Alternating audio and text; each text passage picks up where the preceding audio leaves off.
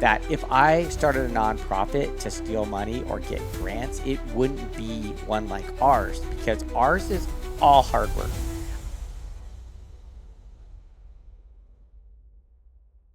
Hello, and welcome to Root Cause for the Need Foundation's podcast, where we get at the root cause of homelessness. Today, we're going to be talking about the fraud that is rampant in the United States and our takes on it. So, yeah. Rotten to the root cause, rotten to the core. Yeah, no, it's been really sad to see all the different fraud going on because it makes it harder for good nonprofits like ours to earn the trust of people who are now like, oh, you're a nonprofit?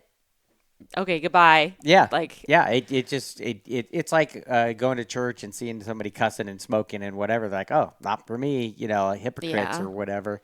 And it definitely gives people an out if they were feeling like giving or donating or showing up to volunteer. They're just like, oh, it's not a, it's a selfish, self-fulfilling, not a good thing. yeah, And yeah, it gives a black eye to the whole issue. And you were just sharing with me before we got started about how you see so much good in the world and yeah. stuff like that. Here's a situation where the ugliness comes out. Yeah, my inclination is to be like, oh, it's like so good that these people are getting caught because they're wasting millions and billions of dollars of government money and taxpayer money.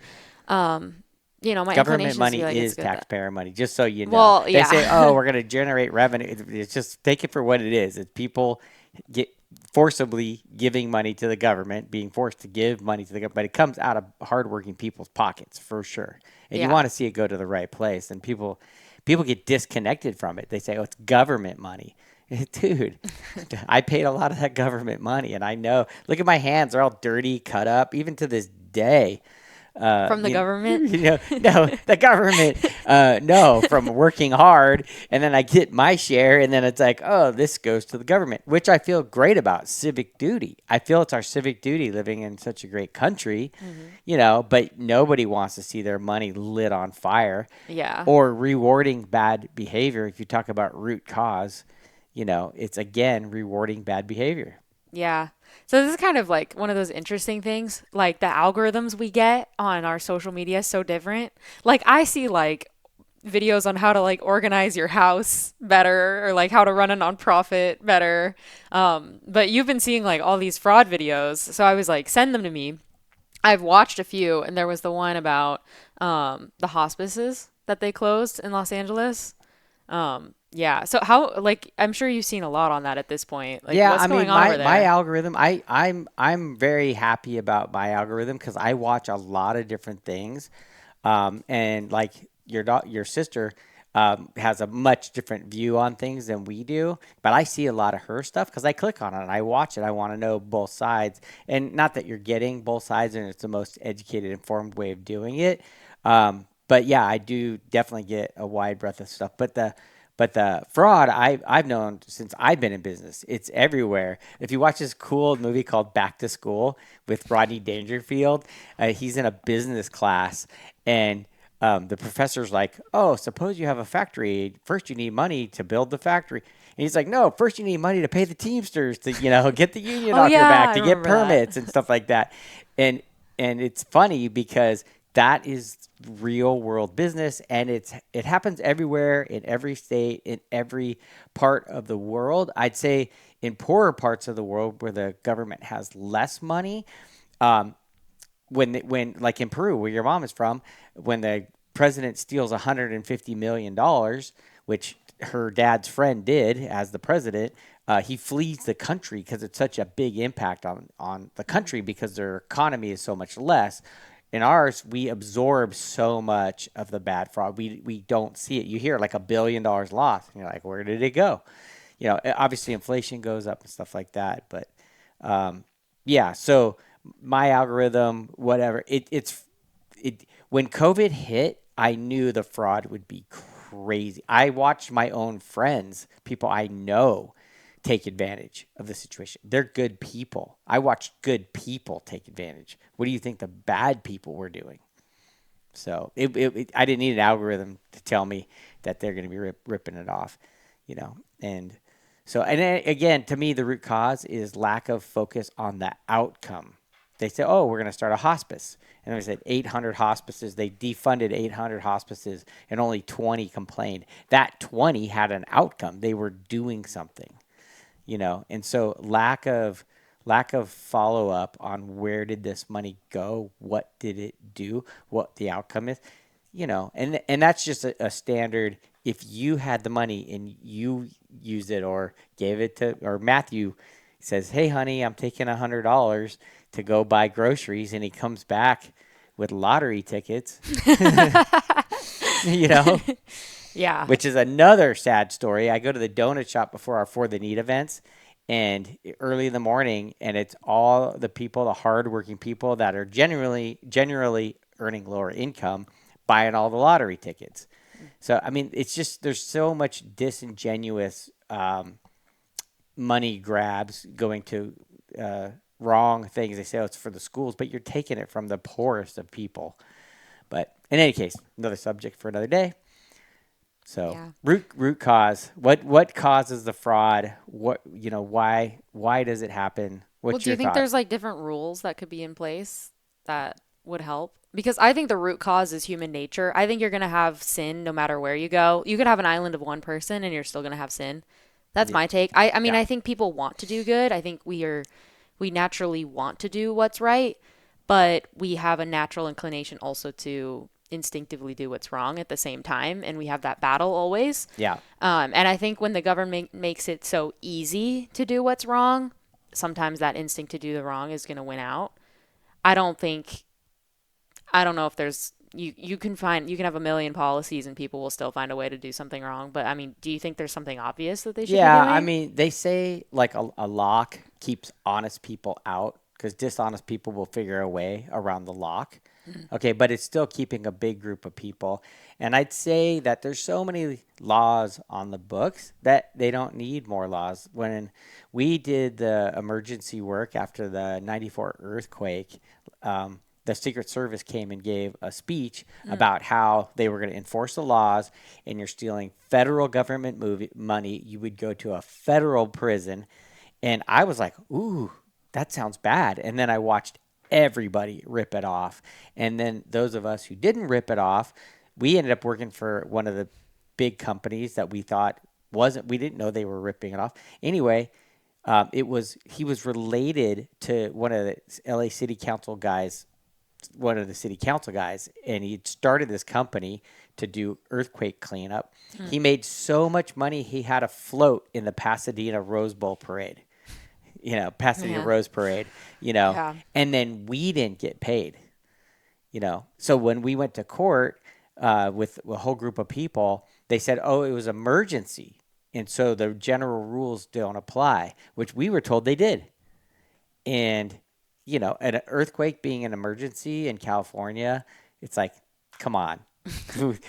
It's like saying a tornado in a trailer is not going to hit the trailer park. We know it is, So, so enforcing the rules, again, root cause, a lot of what you'll hear me talk about in almost every situation, whether it's parenting or helping kids dealing with homelessness or stopping fraud, is figuring out what the outcome is, rewarding positive behavior and discouraging the negative behavior. In that situation, we saw the bad guy have a float, and the good guys, Does this cost a lot of money or something? a lot of money. It's like, and for nothing. Like, what did he need a float for? Like, To gosh, celebrate all the good work they did in the earthquake situation. no, yeah, right. I don't even know if he had a sign on there that said his company. It was his dream to have a float. It's an ego play for him, or whatever the meaning for him to have a float. Yeah. Great, but that's just an example of the excess abundance of money that he stole, and the extent of it, like how much money he stole during that time. Yeah. And then us, where we're just charging our hourly wage. I was driving dump trucks back then, and I worked 6 months and didn't get a dime, in that situation. So, yeah. That's pretty crazy. So that's why it's a little bit irritating to me. Plus, we have a nonprofit, Yeah. and we're seeing, hey, you're giving millions of dollars to this other thing, that you literally didn't double check if it's a hospice that had patients in it. And we have hundreds of kids in our program and could have more, obviously. And we're seeing Yeah, it's like if just like a little sliver of that went like toward our nonprofit, we could do so much good with it. yeah, And yeah, they could see it in real time if they yeah, wanted to come check on us, you know. yeah, Well, what do you think 100%. as someone who, because you and like our family, like you and mom give to a lot of nonprofits, especially for the need, with your hard-earned money. And what do you think seeing all this fraud going on everywhere else, like does it discourage you from giving? What does it make you want to do? I've always been suspect, at Fleming's house. He lived on a flag lot, and the house behind him, um, there was dozens of people that went to work in this house, and they were a call center for nonprofits, and they would literally speed dial people, going, "Hey, I'm with the Policeman's Ball or the Firemen's Association," and it was none of it was real, none of it was true. It was What? just complete fraud, complete fraud. And by the way, even for it to not be fraud, all they have to do is give 3% to that charity. So 97% they can keep as long as they're putting 3%. That's how you get your tax exempt status. So Did they get caught? no, they never got caught. No.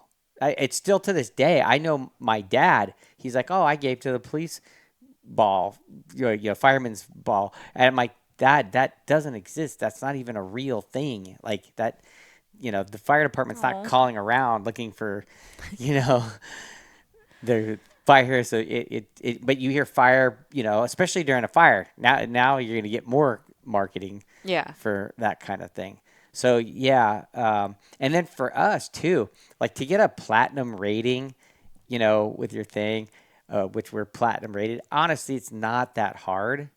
Our Like platinum seal of transparency our on platinum seal GuideStar. of transparency. It's like, dude, um, I had to fill out some forms. yeah, you had to fill out some forms. Yeah. Did they come investigate you? Did they check your bank account? Did they look at our financials? You know, Yeah, well, you do have to submit your 990, which is like filed through the IRS, and so like we're incentivized to do the right thing because because we we do don't the want to right. get like shut down. Well, Yeah. yeah, but people start a nonprofit, then their cousins start one, and then there's just you see it all the time. Watch American Greed. Like half of them are nonprofits. You There know, was a group, like there was this company that had told us they were going to donate to For the Need, and we were so excited, and like months and months go by, and then we found out they ended up starting their own nonprofit that like kind of supports their business by like giving people discounts for like their services. hmm And it's like, man, like anyone can just like kind of start a nonprofit. I Yeah. mean, you have to maintain the paperwork. Like it's not free to do. Like you need to put work in to like make Yeah. sure you're doing the right thing. I'm But not jealous of that. I mean, God willing, they're doing good things. If they had considered donating to us, they obviously had a charitable heart. So yeah, if it helps others and helps themselves, I have no problem with that.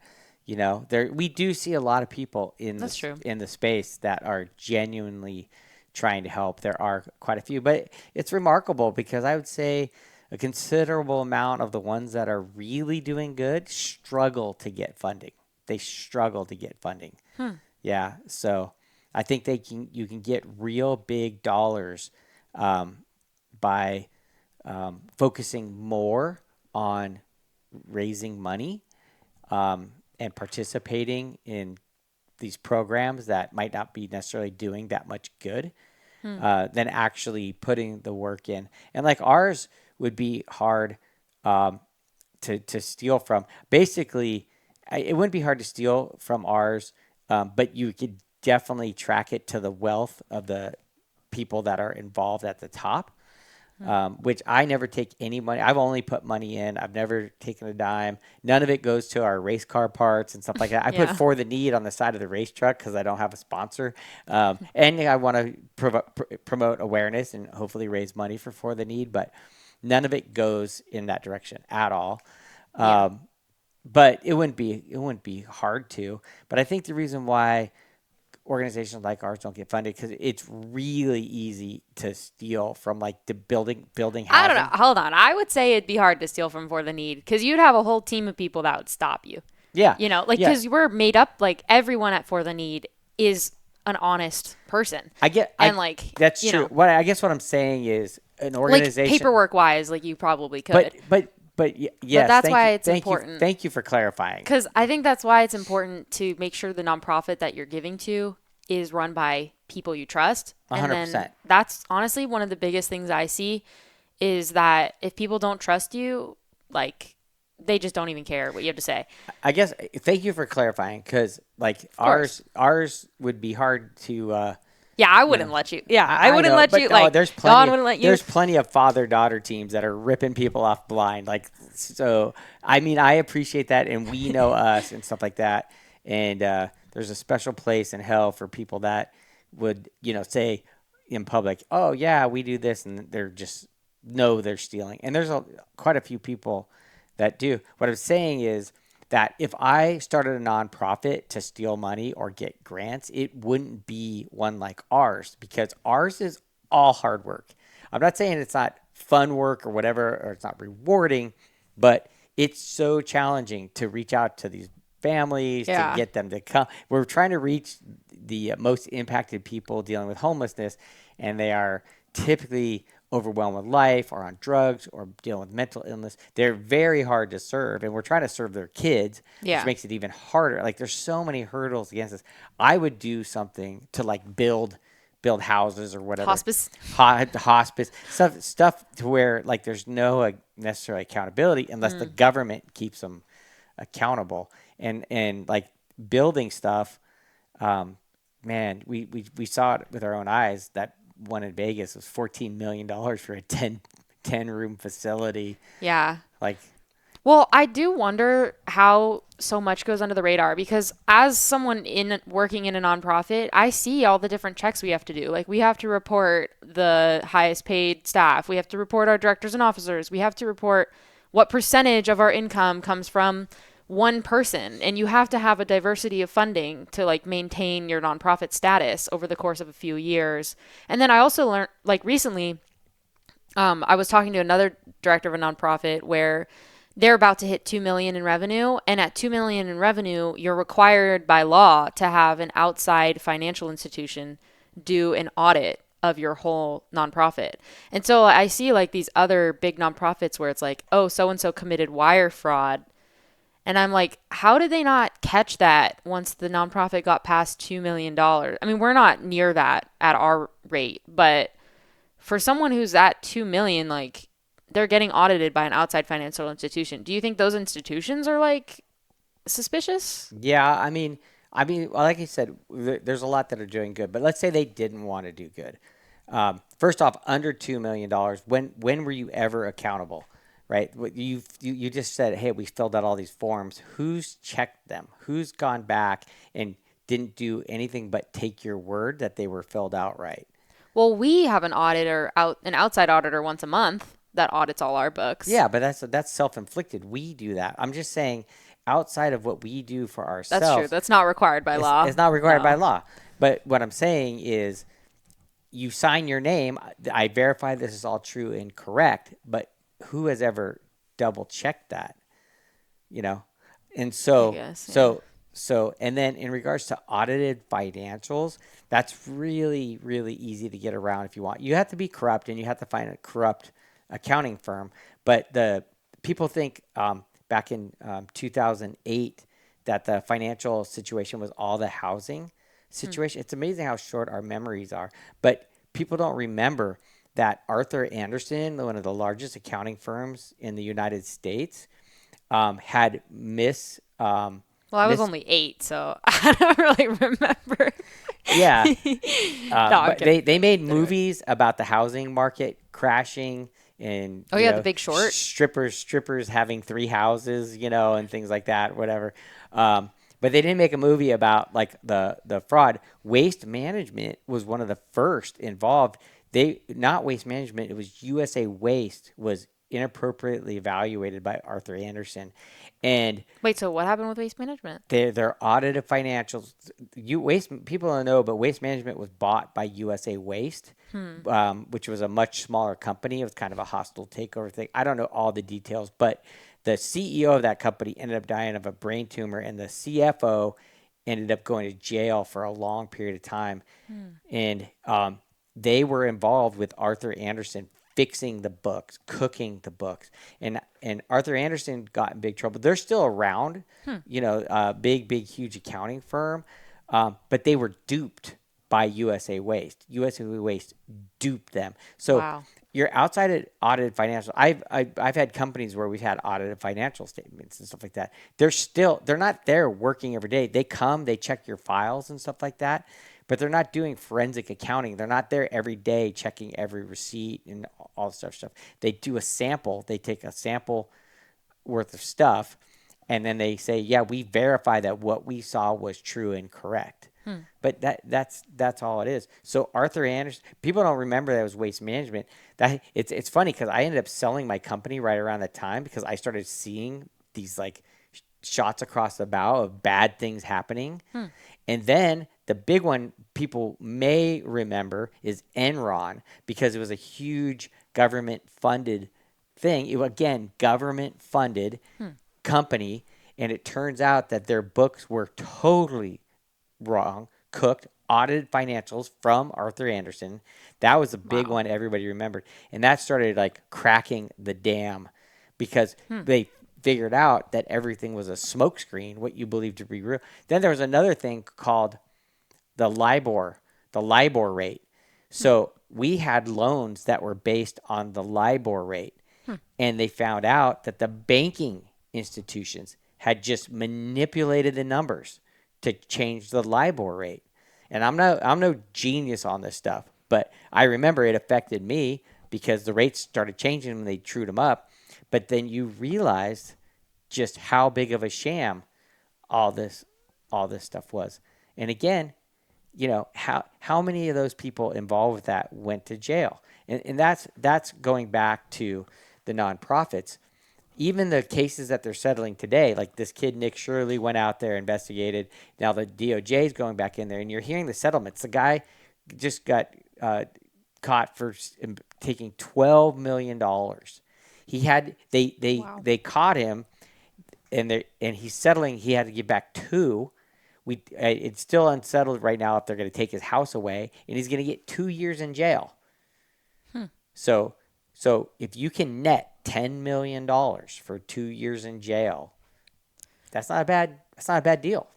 That's crazy. Now I don't know about getting sexually assaulted in prison. Maybe that would be. Oh my I don't gosh. know what prison he's going to go to. Maybe that is a bad deal. But on face I value, wouldn't take that deal. no, I wouldn't take it either. But There are people who are desperate who would. Yeah. yeah, for sure. Yep. So, yeah, and so the incentive to steal is so great. In COVID, Allie, they were giving away so much money, so much money. I think we got $10,000 for nothing. They just gave us 10,000, and At your then company. at our company, Yeah. and we kept the doors open. We had 60, 70 employees, and it's funny because if your revenue dropped, then you'd get money from the government. My revenue didn't drop. My profit dropped because we kept paying the employees. And it's such a backwards way of measuring your impact. So for us, we were truly impacted because we didn't lay anybody off. We kept full staff. We had them sweeping and doing different stuff. Our workload had definitely dropped. Supply chain had dropped. We had manufacturing, so we couldn't make everything. We couldn't get parts that we needed to get to finish stuff. But we didn't give anybody any time off. But if your revenue dropped, then you're open to so much money, and no accountability, and you didn't have to pay it back. So we know people who got millions in their wildest dreams, in their most profitable years ever. They Wow. didn't get as much money as they got From the government, just giving them money given it to them unchecked. unchecked.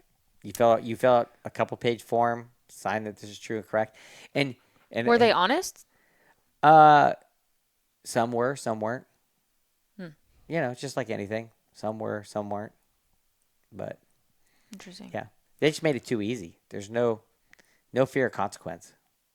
And that's what I'd say. Root cause, no fear of consequence. Interesting. So, Well, with all that being said, I do Well, think, I want to add one more yeah. thing too, because there's more than just fear of consequence. There's moral values. Maybe we'll talk another time about root cause of lack of moral values, Hmm. because you should have more than just fear of consequence keeping you Yeah. from doing wrong. But I guess moral too, like you don't want to go to hell, so I guess that's a consequence you don't want to. But you know, maybe a little above. But Yeah, grandpa, that'd be what grandpa interesting. always said. Do the right thing because it's the right thing to do. Yep, you do the right thing because it's the right thing to do.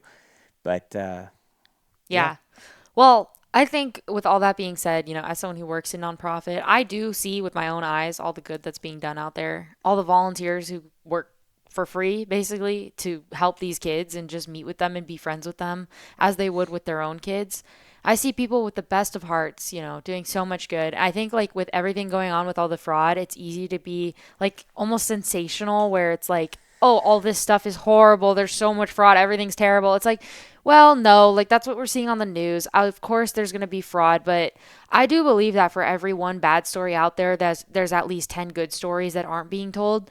And for our nonprofit, and we've worked with tens of different agencies and nonprofits and companies that are doing really good and great things for kids, for the less fortunate, for the vulnerable. I think there's so much good out there. I think you just have to push past a little bit of the sensationalism sometimes and just look a little deeper at some nonprofits. Like, sure, you can go find their 990, and then you can also meet the directors, meet the people, watch what they're doing, read their newsletters, like, watch their YouTube videos, see the pictures. There's a lot of different things you can do. Follow social media to see the real work being done. And like all these fraud places, of course, had none of that. You couldn't even call the company, you wouldn't get anybody. And then that guy, all he had to do was show up and it was all revealed to be fraud. But there's, probably millions of nonprofits in the United States that are doing such great work. And like for anyone listening, I just don't want them to hear all this and think they're all bad, they're all terrible. Like there's so many really charitable people who love what they're doing, and like you and mom, who give as much as you possibly can always to for the need to keep it sustaining and keep it growing.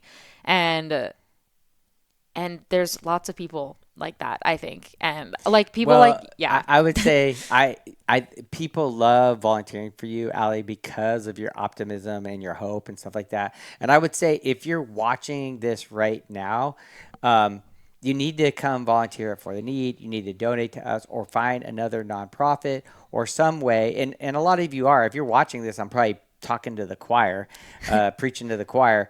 But you have Allie here who believes for every bad story, there's a good story. So we're obligated to be that good story. So this young lady can still have the hope for her kids and everything else like that. But really, it truly is. And I'm not trying to take a total play out of Hillsdale's playbook, which is fear and doom, all is lost. But fear and doom, all hope is lost. I don't want my daughter to grow up in a world or to raise her kids in a world where there's more bad stories than good. And I love that you feel that way. And I don't think you're naive. I don't be like, oh, little girl, you don't know the world. You do know the world. You have seen what's out there, and sometimes maybe even if it's not one to one, good to bad, um, that the good outshines the bad. That when we see a kid doing well, I talked to Alan. He failed his driving test again. No. We sent him to driving class and he still failed. Um, but I'm like, Alan. Now he's got to take the written test again. But I see him trying. He's got a great. I was thinking, he's got a great job. It's walking distance from where he's living right now. So, but when we see good things happen, even the cute stories where they're failing at trying, but they're going to keep trying, and that's what we do when we mentor. People wonder, how do I mentor? It's like all you have to do is call them and tell them, hey, go back and take it again. You're all right, dude. Like all my kids failed their test too. You guys failed your The written the test, written yeah. test. And he's like, they did, I'm like, yeah, they're losers just like you. No, anyway, but when you see that, it to me, I live a happy life. I don't live a depressed life when you watch the news and your algorithm is only telling you bad stuff. So thank you for tuning in. This Yeah. is good news from Allie. I really I love that that's your outlook, Makes Thanks. me I very hope that will be everyone's outlook. I always say if you look for bad in the world, you will find it. If you look for good in the world, you will find it. You have to choose what you look for and look for the good. So, yeah, yeah. this has been. And wait, were you going to say one more thing? That's an awesome saying. I Oh, love that. thanks. I don't think I've heard you say that, but I really appreciate that. Yeah, of course. So this has been Root Cause with For the Need Foundation. Thank you so much for watching. You can learn more about us at our website, fortheneed.org, or follow us on social media at For the Need. Or you can tune in later for me and Matthew, and then Matthew will really paint a picture of the world. Not My husband. Yeah, Anyway, we got to get Matthew in there. maybe one day. Yeah. All right. Thank you for watching.